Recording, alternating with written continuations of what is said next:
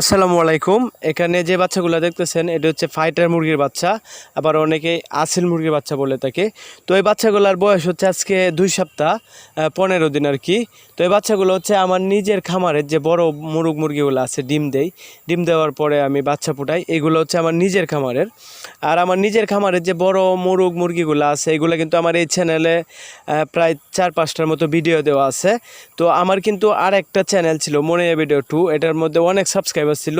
আমি কিন্তু আসিল মুরগি খামারের সাথে আজকে 8 থেকে 10 বছর যাবত আছি।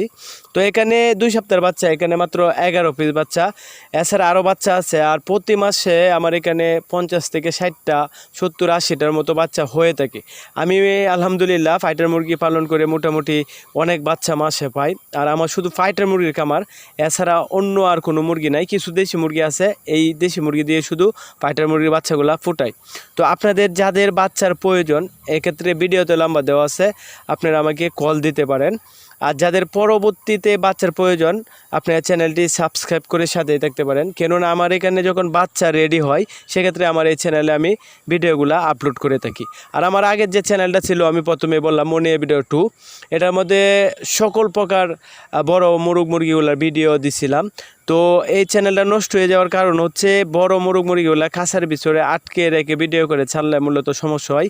এই জন্য আমার চ্যানেলটা সাসপেন্ড হয়ে গেছে। তো এই জন্য মূলত এই চ্যানেলে তেমন একটা বড় মুরগিগুলোর ভিডিও দিই না।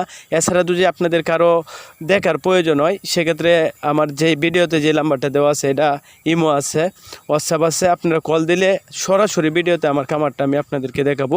তো যাদের ফাইটার মুরগির বাচ্চার প্রয়োজন, আমি তো বললাম, সেক্ষেত্রে ভিডিওতে নাম্বার দেওয়া আছে, আপনারা আমাকে অবশ্যই কল দিবেন। আর যাদের পরবর্তীতে প্রয়োজন, চ্যানেলটি সাবস্ক্রাইব করে সাথেই দেখবেন।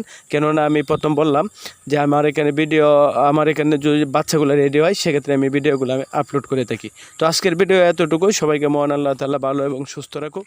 আসসালামু আলাইকুম।